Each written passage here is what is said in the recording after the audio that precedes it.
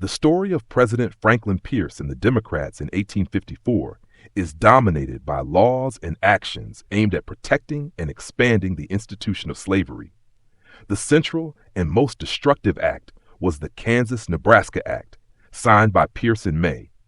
This act, championed by Democratic Senator Stephen Douglas, was seen as a profound betrayal because it illegally and unethically nullified the Missouri Compromise of 1820, a long-standing sectional agreement that had prohibited slavery north of the 36th parallel in the Western Territories. The stated principle of the act was popular sovereignty, which was the manipulative idea that the settlers of the new territories of Kansas and Nebraska should vote to decide the issue of slavery. To Northerners, this was simply a way for the Southern-dominated Democratic Party to open up vast regions to slavery and destroy a political compact designed to maintain peace.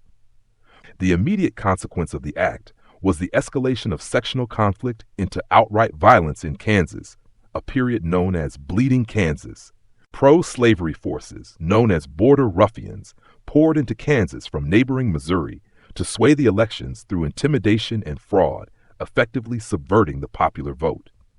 President Pierce further demonstrated his bias by racially and politically recognizing the fraudulently elected pro-slavery territorial government, inflaming abolitionists and free soil settlers, and leading to years of violence that historians consider a prelude to the Civil War.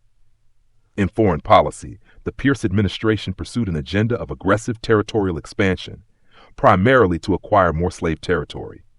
This culminated in the Austin Manifesto in October 1854, a secret document drafted by 3 of Pierce's diplomats.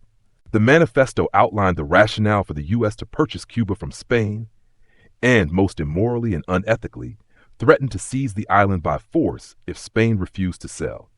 Cuba was a slave colony, and the effort was a transparent attempt by the Democratic Party to add another large slave state to the Union, which anti-slavery Northerners denounced as a racist plot and the highwayman's philosophy of might makes right.